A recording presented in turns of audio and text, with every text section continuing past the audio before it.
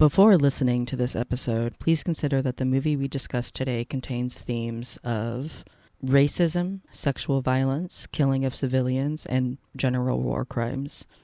If you need to skip this episode for your own safety, we totally understand and hope you can come back next week. Be safe with your feelings. Take care of yourself first. For a few seconds, this place was Armageddon. There was a firefight! Fuck you think you're doing? You were asked a direct question. Do you use cocaine? Am I a bad person? You never killed a baby. You want to know who my God is? Some huge friggin' guy. She somehow fornicated. Put your mouth on this. Fish aren't meant to be in a box, kid. Can't you see what's inside of me? Welcome, everybody, to Willem to Filmography, the podcast where we piss in your dad and he likes it. I'm one of your hosts, Cyan Stone. I'm the other one of your hosts, Jeff Whaley. I don't really want to answer this if I think it's just a practice run. It's not a practice run. It's not a practice run, it's very real.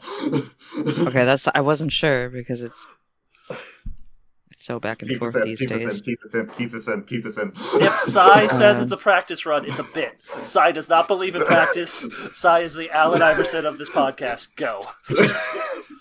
I want to believe that some people just need practice so genuinely that Right. Cy is not one of them. the mere idea that Diane would even make fun of that fact is A betrayal crazy. to your soul.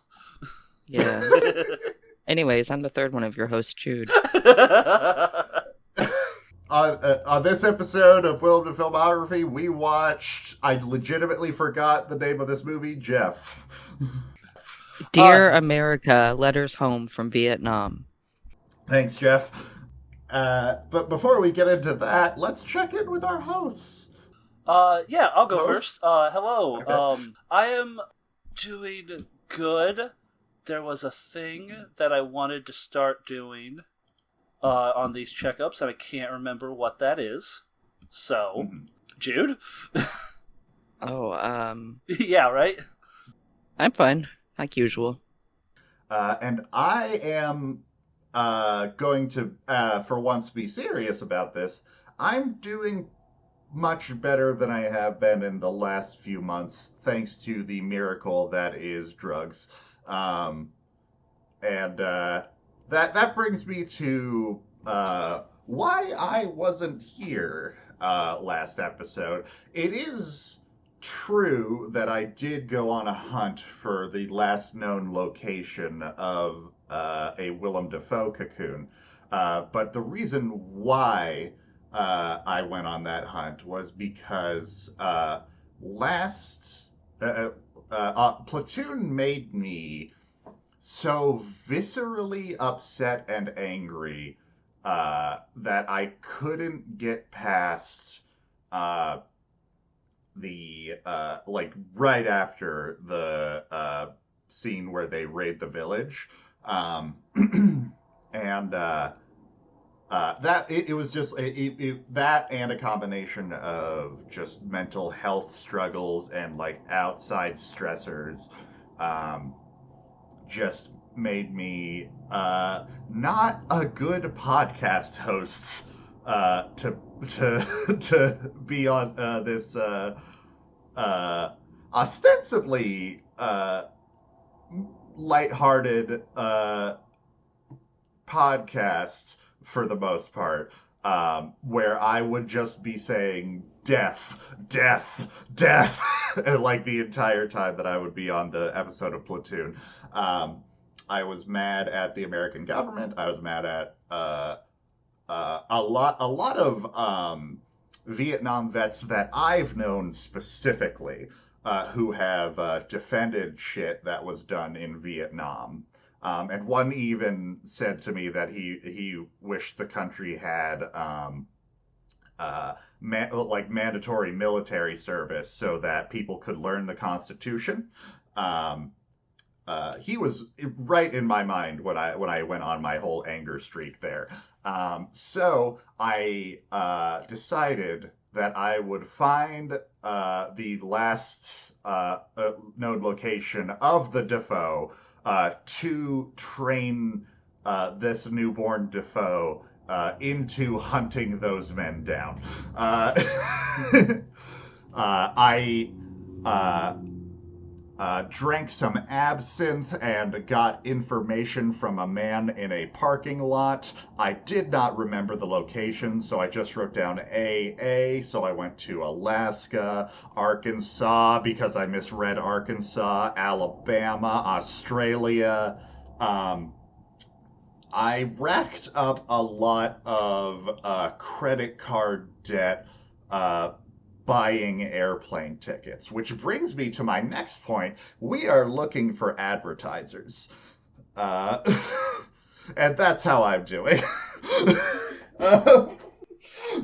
Advertisers are welcome here, yes. Oh, so, but wait, was the AA just you met this person outside of an Alcoholics Anonymous? Is that what it was?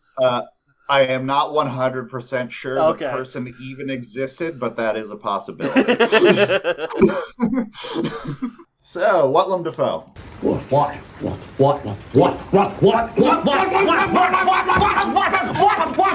I mean! Willem Dafoe is just in this documentary doing voiceovers for various different letters, along with a bunch of different actors. It's not a plot. It's just reading letters. His first appearance was 11 minutes in. Yep.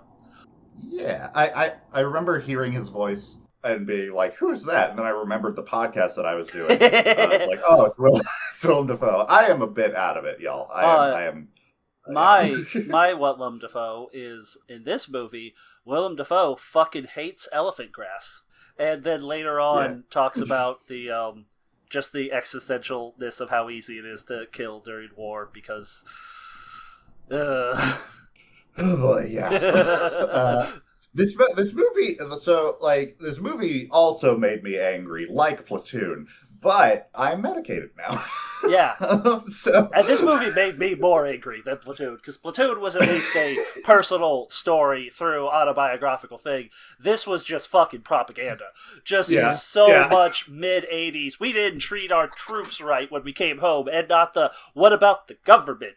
Like, this isn't the individuals not knowing how the troops dealt with. This is the government sending them there to places they shouldn't have gone and not caring about their own citizens. We didn't see Kissinger once. Yeah. We didn't see that motherfucker once. Fucking ruined Cambodia. Like, when we mentioned the Vietnam deaths last week, we didn't even mention the non-Vietnam deaths from the unnecessary bombing. Jesus Christ. Yeah. I bet. So, I don't even know if we can do a summary for this, because it's literally just... I mean, I have a summary. The summary is the war, so... Yeah, Jude. Go for it, Jude. Go for it.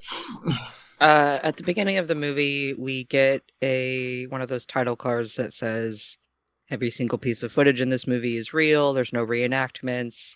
It's just a series of letters home from Vietnam from American soldiers during the war, and there's a sort of... they kind of like follow the general timeline of the war, when people started to go home and when we came back into Vietnam, things of that nature. And it's told by various different perspectives and with various different voice actors. A lot of notable people, actually. Robin Williams was in this movie. Robin Williams was in this movie. What did you say, Jeff? It's a lot of the actors were in well-known Vietnam movies at the time, so they definitely casted this well. Absolutely. Yeah. Which leads into the propaganda aspect of how this all is. I have a lot of research for this episode, like I promised last week. I think this is going to be you doing a lot of heavy lifting on this, Jude. Like, please research for it. Fucking go for it. Let's go. I can't wait. I may start screeching like an eagle at some point, and I need you to stop me. I need you to... Not out it's of just patriotism, but grief. Yeah. I just wanted to dive a little deeper into the details of how the war started and what we did that led to Vietnam being the most documented war at the time, known as the televised war. The first note that I had, since we don't really have a summary, was knowing that and I've thought about this before, this obviously isn't like my first time contending with this fact, but I wanted to talk about it. Knowing that there were so many journalists there adds a weird perspective to all of this, in my opinion. Yeah. Literally interviewing people during firefights, which is like common now, but like it was crazy back this then. was the first time it happened. Like, this was invented. During the Civil War too. Oh yeah, like I was first time it was televised. Yeah, I was picturing some mostly non-combat trained journalists going into some of the worst combat, and that's very contrasting to the thought of disconnection that the soldiers apparently had from home. Mm-hmm. And I know that they did. Like, they weren't, like, obviously very connected to home, but it's just weird that they had some sort of grounding force, in my opinion, you know? I think you see a camera in your face. But, you know, let me continue. Sorry. I feel like that would be more, yeah. It does add an air of, then I also went on to say, I wonder how many of these clips were performed or acted in some way, be it small or large. You don't just point a camera at a bunch of soldiers untrained for Hollywood and expect the most authentic reactions, in my humble opinion. Yeah. I genuinely think that there's, like, I specifically remember one clip that they show of a guy, like, in combat, supposedly, and, like, saying, "You motherfuckers," and, like, shooting the gun, like, looking all cool, and I was like, what the fuck does he think this is? You know, I was like... I will shit say, like that. I know a lot of this stuff was... I could tell... I do think the footage is all real. I don't think all of the audio is real. I think there is some Foley audio and, like, dubbed in over that to make it feel more dynamic. Well, yeah, but you saw the guy's mouth moving and everything. Yes. Yeah, in that case. I do, far be it from me to defend Americans in Vietnam, but, like, I can also see just, like, not giving a shit about the camera being there, and, like, from the like, desensitization that you go through. I was mostly just thinking along the lines of, like, when I say, like, grounded in reality, I was just thinking, like, what are they doing off camera that they're not showing on camera, you know? I mean, we saw a dick in this movie, so, you know. Yeah. Second movie and a lot of dead bodies. Yeah. Yeah. And mostly dead bodies of Vietnamese people, from what I noticed, which was kind of sad. Yeah, the Vietnamese were dead bodies. The Americans were just injured. Huh, that's... Mm-hmm. Huh. I was uncomfortable with... Also, they showed American dead bodies, but not nearly as many as Vietnamese dead bodies. I was uncomfortable with how Vietnamese people were portrayed in this movie in general. It's very patronizing. Yeah. I don't think we heard any Vietnamese person speak. All we saw was, like, footage of, like, the bars in Hanoi. Or not Hanoi, Tet, I think it was. Or, like, one of the safer areas that soldiers went to before the Tet offensive. And then other shots of Vietnamese people are them, like, shouting at American POWs as they're marched through the streets, and it's like, man, I'd be shouting too. Yeah, that is, and that is an interesting thing in this movie. That is the only time you see the Vietnam Army or them as an enemy at all in this movie. For the most part, the Vietnamese are just this, like, scary specter that are there. The North Vietnamese, North Vietnam Army is just a scary specter, and not actually humans, which they are. It's so, like, othering them as to the scary, villainous force instead of actually treating them like the people that they are. And granted, they're still our enemies. Enemies. Like, in this conflict, we were on the opposite side of it, but they're still people. Perceived enemies. In the barest sense, both sides had soldiers that were trying to kill each other. Yes. But that wasn't the end. That wasn't the start and end of the dynamic at play. According to this movie, Speaking of that, yeah, I wanted to continue on with the journalism Please. topic. Go for it. Prior to combat troops entering in 1965, there had been fewer than 24 American journalists and newsmen in Indochina. Once a large-scale deployment happened, journalists flooded the scene in what was an unprecedented and graphic documentation of war. At its height, the Vietnam War had upwards of 600 accredited journalists across all nationalities on the ground.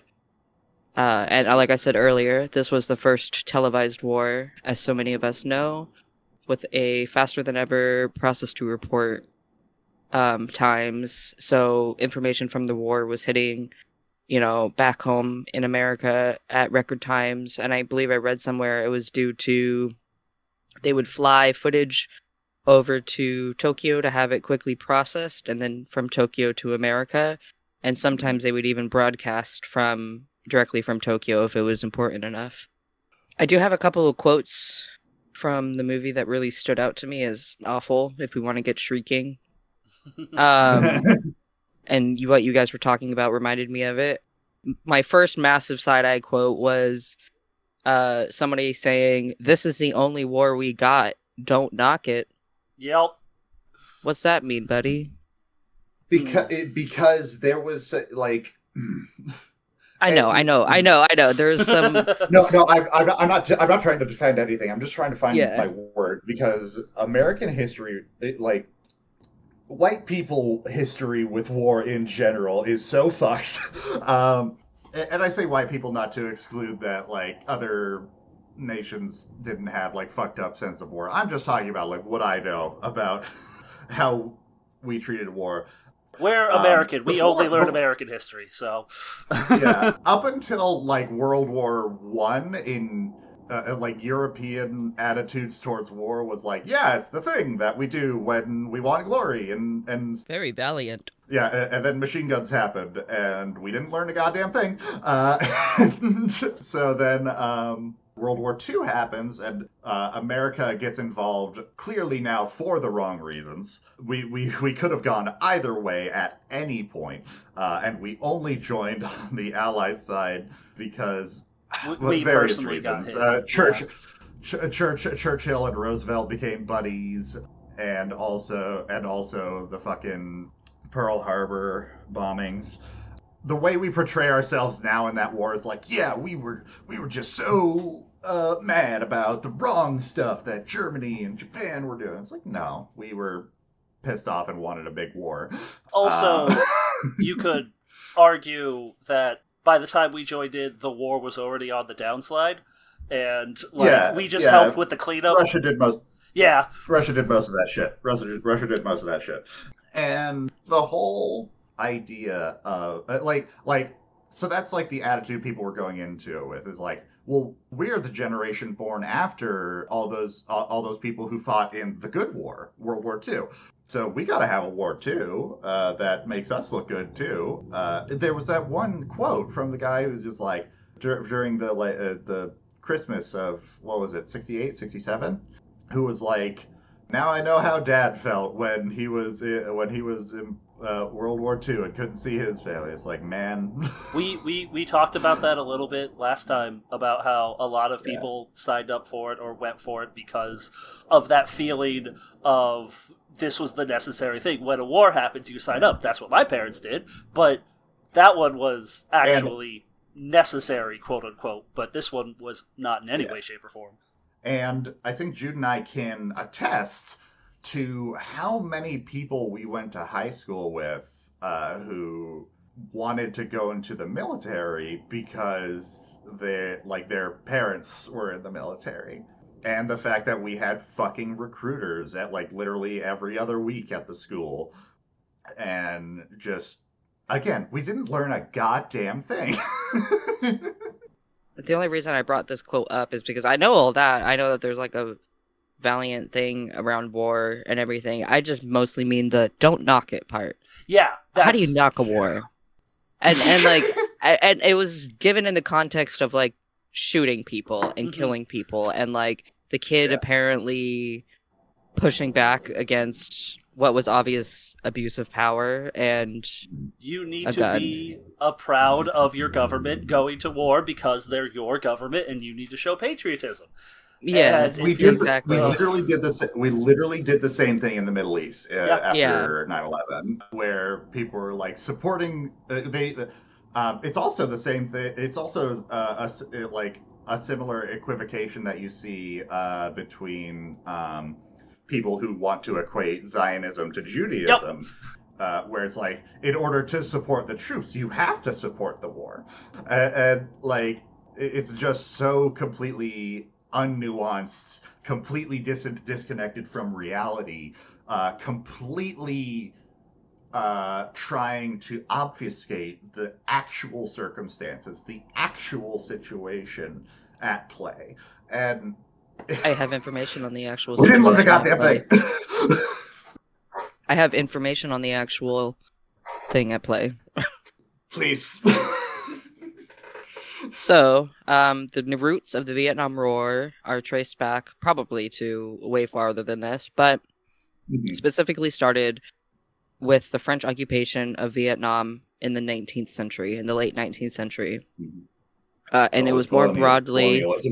Yeah, and was more broadly an outcome of the French Indochina War and the Cold War.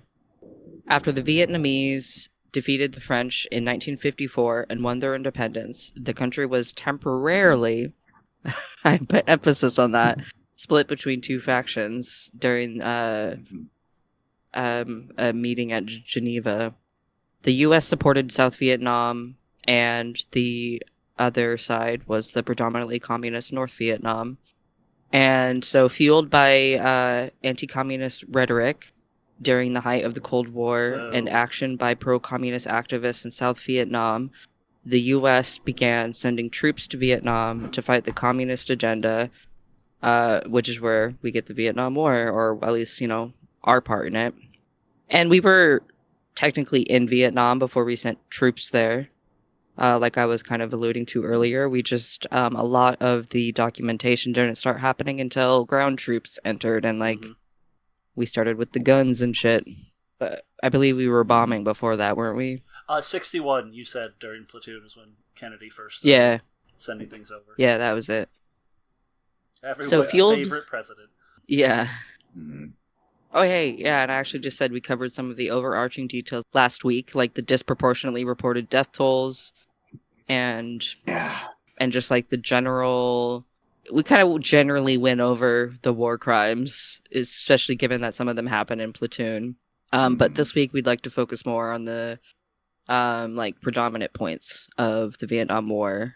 And regardless of the questionable reasoning behind the U.S.'s involvement and the rising distaste for the war, in spite of the propaganda otherwise, like this movie, American soldiers went on to commit several war crimes and ultimately do more harm than good.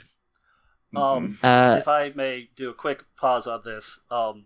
So the most harrowing scene of the movie last time, Platoon, what if you took that scene and condensed it to 60 seconds during a montage to Gimme Shelter by the Rolling Stones? Does that sound fun? Yep. Does that sound... Not only that, frame it as... Search and destroy, a fun dictionary lesson of grunt terms.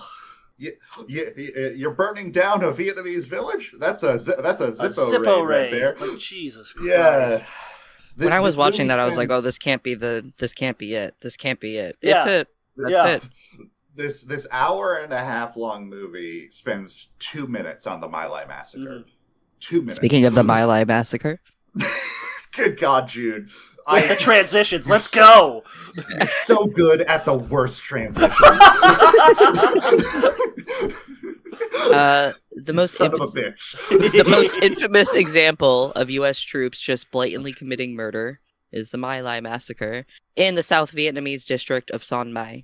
Which a different Vietnam vet that I knew, who was one of my scout masters, tried to defend to our scout troop. I did. Fuck. That's. Speaking, we'll go into why that's terrible. Under the orders of Lieutenant William Calley, the Charlie Company platoon, with tensions already running high, charged in and wreaked havoc, pillaging and burning homes, committing various acts of physical and sexual violence, and killing upwards of 500 civilians in one day. Yeah. News of the My Lai massacre wouldn't spread until almost a whole year later, in 1969, when footage of the incident began to be released and the public's perception of the American soldiers in Vietnam began to turn. Lieutenant Calley stated that that it was Captain Ernest Medina who ordered the killing, but the evidence was ultimately only used to convince Calley, who received life in prison. However, Calley was released in 1974 after many appeals and was issued a dishonorable discharge. There are other sickening quotes that weren't in this movie. One that I read was, "If it's dead in Vietnamese, it's Viet Cong," was circulating. Emphasizing the racism and general hatred that the American troops held towards their perceived enemy. Mm-hmm. And I say perceived enemy because I genuinely don't think that this was as big of a threat as it was portrayed as. Not once in this movie was it ever discussed how maybe invading another continent because communism was a stupid idea, was a stupid fucking brain dead idea. Like this was still made in the 80s, so not a lot of more people thought it wasn't stupid for that reason. People should have known better. They should have known better. You're right. If they didn't, they should have. Absolutely. It's like when people are like, well, slavery was just a commonly accepted thing in the 1800s, and it's like John motherfucking Brown, you pieces of shit. John motherfucking Brown. So George Washington. So when he was first president, Philadelphia was initially the capital of America, and Pennsylvania was a free state that had a rule that if a slave was there for like 30 or 90 days, for after a certain amount of time, they would become free men. And so George Washington would keep his slaves with him the day before they were going to become free, then send them back to Virginia, and then bring them back up. Our first president, y'all. Fuck every president. Every single one. Even the one you like, listener. Fuck them. Because even the handful of good ones are still horrible. Like, FDR still interned Japanese people. Like... Yeah, we were talking about how JFK is kind of put on a pedestal a lot just because he was assassinated. Mm-hmm. Same with Lincoln. Mm-hmm. And Lincoln did a good thing in the Civil War, but... Yeah, I mean, they both did good things, but they also both did a lot of bad things. Here's the thing about what Lincoln did. It was kind of like a similar thing to why we got into World War II. Mm-hmm. It wasn't for the right reasons. Yep.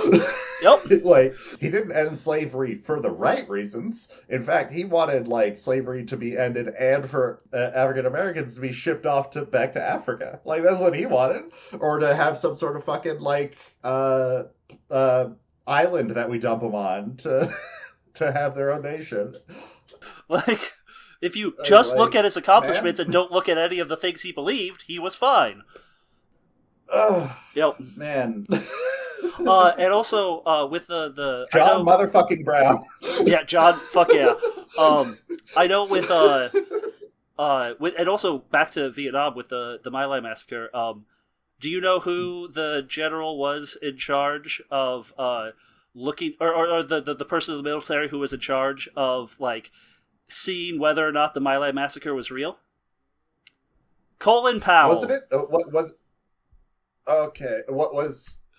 Was Colin Powell wasn't the one who No, it must have been the one before him. I know there was a general during Vietnam who wanted to use tactical nukes. Yeah, that was not him. No, Colin Powell. He was the one who was taken off of out of duty because he was a fucking crazy person. No. Colin Powell was the general during who got us into the Iraq War by saying the clearly false WMBD information was real, and he also said the clearly real My Lai massacre was false. So he was a lying son of a bitch his entire fucking life, and so I hate that he gets venerated by being a good general. No, he fucking wasn't. He was a piece of shit.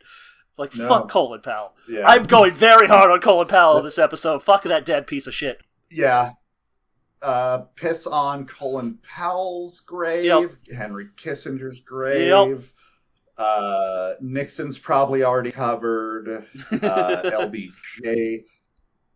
Jimmy Carter. Let's throw him in there. Why not? Let's throw him in there. Just as an afterthought, if you have more piss left, it doesn't need to be the main event, but definitely. He did pardon a pedophile folk singer right before his presidency ended. So we can piss on his grave. Oh no, definitely do it. Just he doesn't have to take priority. Yeah. If you're in the area, exactly. On Jimmy Carter's Don't make it an appointment pissing. Just if you're there. Maybe cover it in peanuts to mock him. You can't have these, Jimmy. Anyway, where were we? That's about the extent of the research I have. That's about the extent of the research that I have for this week. Okay. I wanted to, like I said, I wanted to parse out the research quite a bit, but I went in a little bit more. So hopefully that was good. That was very good. Yeah. I will say with this movie, it did get better towards the end because it did put in more. It definitely was supposed to follow the soldiers being gung-ho and then becoming disenfranchised the longer it goes on, and I'm glad they put that in there at least. So here's the thing. This documentary did work on me a little bit. It ultimately did make me more sympathetic towards American soldiers in Vietnam than Platoon did. Where I wish that Willem Dafoe's character just massacred literally everyone in the platoon. But ultimately, you hear these things of just these soldiers being very numbed by the fact that they are killing who they recognize as human beings, and feeling this anguish towards having to kill or be killed. And I ultimately think of were there any uprisings in these platoons against their superiors? Was there anyone who full on took their weapons to the people giving them orders to do these things that they very clearly knew were wrong? Very clearly knew. I didn't read about anything like that necessarily. Well, similar, not that exact thing. But I know that there were vets who, when they came home, they were staunch anti-war people. Well, I was going to say that there was a example during the My Lai massacre. Somebody who testified in court against Pally was a helicopter driver who saw soldiers chasing civilians and landed in between the soldiers and the civilians to stop them. Hell yeah. I believe I've read about that guy too. Yeah. So there's little instances of genuine kindness like that I've heard about spattered throughout. But I was going to say earlier to your Jeff, to your humans killing humans comment and the desensitization. And my other massive side-eye quote was, "You're damned if you think you're the only people who exist," which was somebody quoting it in the letter, and then the guy responding, "You're damn right we do." Excuse me? I think that was different. I think that the context of that was different. I think that he was talking about different branches of the not different branches, but different roles in the military, telling infantry people that they think they're the only people that exist, i.e., in the military.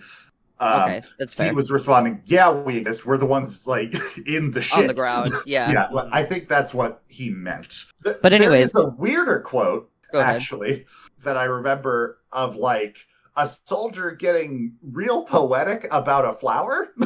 And when he was describing like, oh, this is such a reference. This flower that doesn't have any thorns is such a representative of Vietnam, where like there's danger all over the place, but there's also like beauty and the good, and also this flower is going to be burned by napalm later, but it'll be in my mind. And it's just like, man, wow, you tried. And oh yeah, Jeff, go ahead. To go back a little bit to the thing, I just looked it up, and apparently there is a book from 1975 called "Soldiers in Revolt: GI Resistance During the Vietnam War" that might give you more answers of what you were looking for, Sai.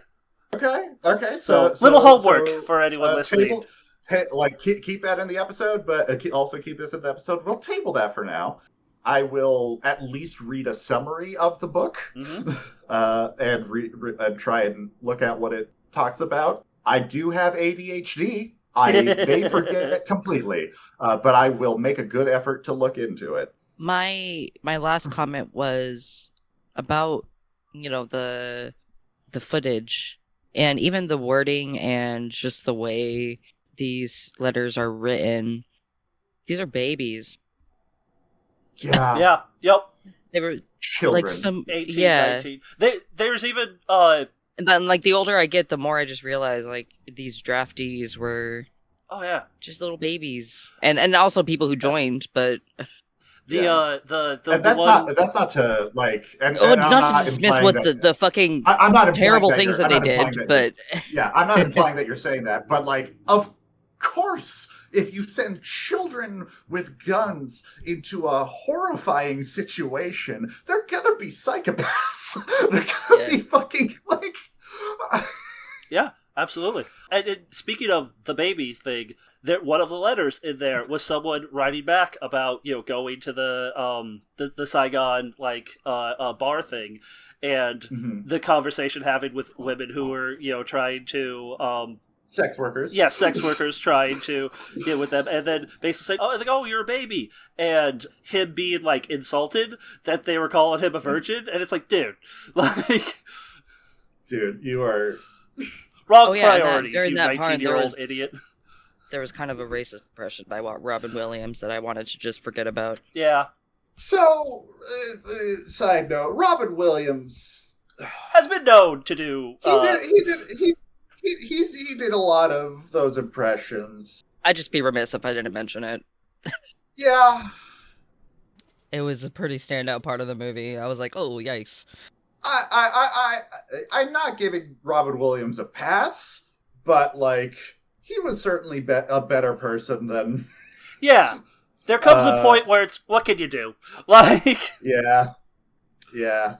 Robin Williams, still beloved. Oh, yeah. That's okay. And he stopped doing those things later on in his career. Yes. And that's the side of it's actually covered a lot. It's actually covered in an episode of I Hate Bill Maher. It's like it is very uncomfortable that was an aspect of Robin Williams' act. By all accounts, a wonderful person. Like otherwise, like. It's just man, Robin, if only we had gotten to you sooner. If only we had... It's not even we had gotten. It's just one of those things where... that's more of a societal thing, I think, where there are people who are good with doing funny voices, and then with our homogenized society, foreign voices equal funny to us in ways that, is very problematic, and we didn't realize... Or didn't realize as a society how problematic it was until way too fucking late. Like myself, when I was a good old liberal growing up in a small town, I still said slurs for shock value because that was the humor. And I know, I should have known better. It's like I was saying earlier with John Brown. There were people around me who were like, "Hey, that's fucked up," and I was just like, "Nah, you're just being sensitive." And it's like I should have known better. There is a thing though that is a natural part of growing up to an extent, because Steve Martin has a thing. I heard someone say one time that all millennials are recovering edgelords. Yeah, yes, fuck yes. I can't point to the exact example I did earlier in the episode because it got cut out, but again, not to excuse anything. Like, if anyone ever like found like some of the edgier shit that I ever said like online or like as a teenager in school and came up to me and punched me in the face for it, I would be like, "Hey man, you got a point," and fair. just be like, yeah, like, yep. move on. Yeah. Just like, to kind of finish what I was saying, yeah. I know Steve Martin has a point where you're younger, you make all those cancer jokes, and then as you get older and your friends start getting cancer, those jokes are less funny. And there is kind of that aspect of... Unless the person with cancer is making them. And that's yes. again intersectionality. Yeah. Yes. Exactly. There's always those caveats of like, okay, like... Yeah.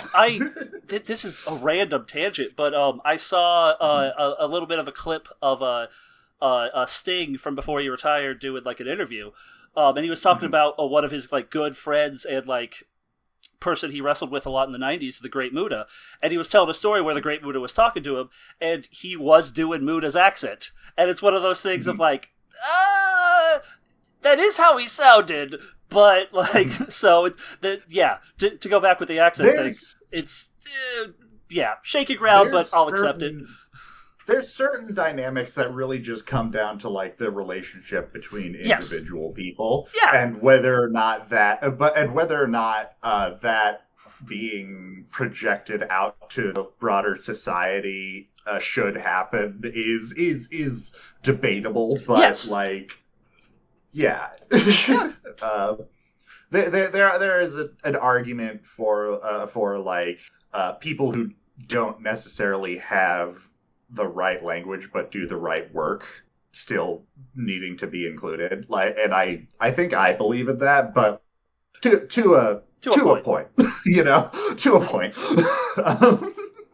Because there comes a point where you're refusing the right language, and it's just like, oh, okay, then. So should we move on to? Well, before we do that, if you don't mind, is there any other segments y'all that stepped out to y'all on this?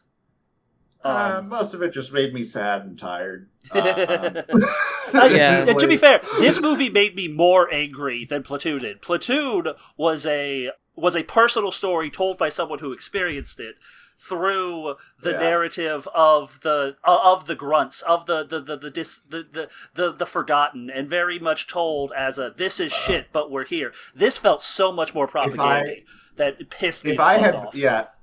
If I had been, it like. Purely the reason that I am able to be on this episode right now is because I am well medicated. And basically, going back to Platoon, if I had been on that episode, Jeff would have had to bleep 90% of what I said. So you basically would not have been on the episode anyway. Yes. Hence why I messaged people when I was watching the movie, like, "Hey, I'm gonna sit this one out." One more thing on the end of the movie. It takes place at like I believe it takes place on like the revealing of the Vietnam War Memorial in DC. Yeah, which is a good thing. I think that is inherently not a bad thing to have. However, it was very it does put into context when this movie was released in the mid-'80s, when we were dealing with the Vietnam War and how a lot of the stories of how they weren't treated well when they came back by civilians, which is very much anecdotal and no actual not a lot of actual evidence to it, just a lot of anecdotal evidence to it. But and they were treated badly by the government, but no one ever questions that. Was the MIA POW conspiracy a thing at the point when this movie was made? It was, because Rambo 3 had already came out. That kind of made it mainstream. Yep. And that's literally just propaganda that the Nixon thing did to try to get people into staying in the war. Like, why the fuck would they keep prisoners after the war? Why the fuck would they do it? Yep.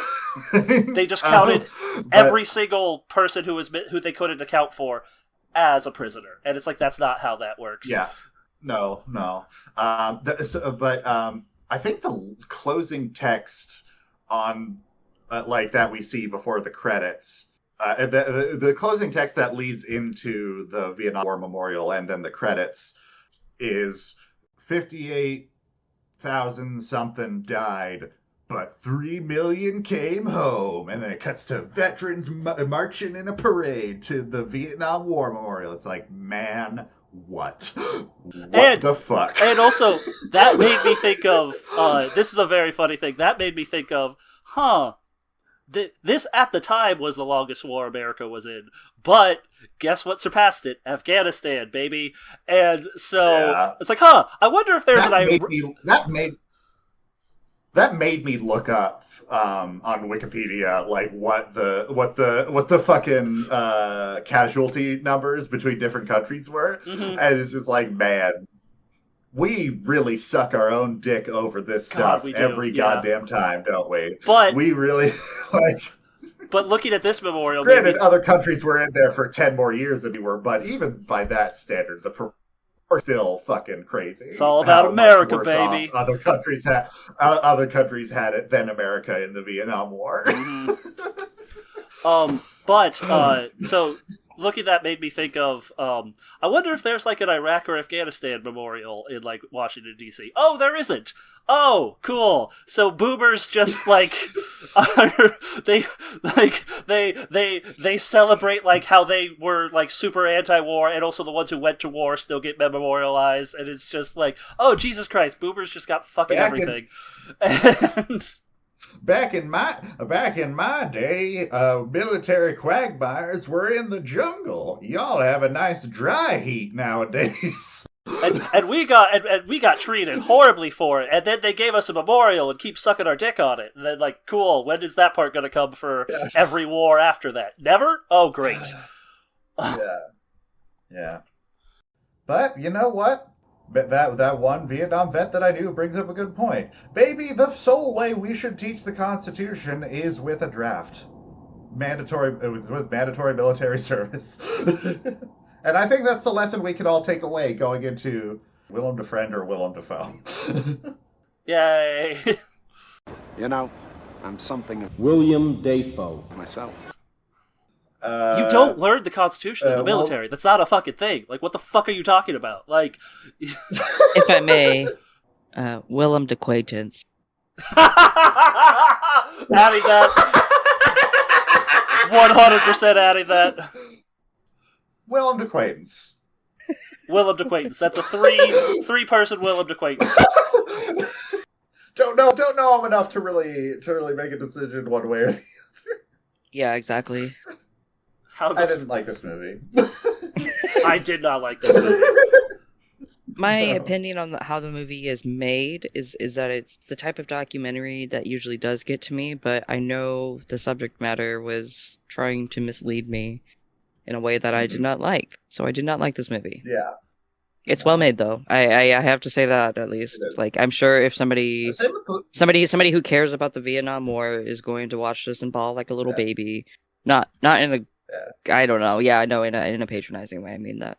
In a somewhat patronizing way, but I'm saying this a lot. I'm never gonna miss an episode again because because I have to say this shit. Going back to Platoon, I did like the movie. It just made me feral. Fair. And so with that, well, my friends, we have come to the Will Defend. Join us next episode when we watch. Oh shit! Sorry, I was adding acquaintance to the thing. I wasn't. Sorry. Are you keeping track of whether we say Willem Dafoe or Willem Dafoe? Yeah. It's on the spreadsheet. Damn. Okay. I'm keeping notes, baby. In a long time. I am edit boy. I am summary boy. I am notes boy. Jude said I do the most work, and I will gladly say that because someone else said it first. And at the end of this podcast, you might even get a cookie. Yay! Coming up next is Off Limits, a 1988 action thriller set during the Vietnam War.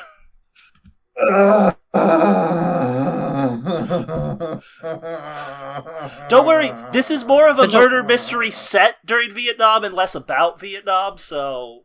And not to give some spoilers, but hey, that's our last Vietnam War movie before in this chunk. Check's notes. The Last Temptation of Christ. Yeah. Oh, thank God. Oh, thank God. Which will be a fun one, I think. I'm kind of excited for that one. I've heard summaries of Last Temptation, and I think I will fuck with it. I do think that, like, I will enjoy that movie. But yeah. But after this, this is our third of 5 Vietnam movies, so we're not out of the woods completely yet. The trilogy from hell. I want to be done. You'll be done for a little bit, and then we'll come back in the early 90s. Can we pretend we lost the footage and be like, for authenticity's sake, we can't replicate what we said during that thing, because it'll just come off stilted and stuff. So we'll just give you our side. This is being recorded. Edit, boy. I don't care. Get it out of here. Goodbye. Bye. Bye. You've been listening to Willem the Filmography. Our theme song is Cherry Metal by Arthur Vink. You can find this podcast on Spotify, YouTube, Amazon Music, and most places you find podcasts. Go ahead and like, subscribe, and review anywhere you can. Follow us on social media at WillemDaFilms on Blue Sky and Willem.DaFilms on TikTok, Instagram, and Threads. And share our podcast with anyone you think might like it. If you would like to support monetarily, check out our Willem the Filmography Patreon and support there. Thanks for listening.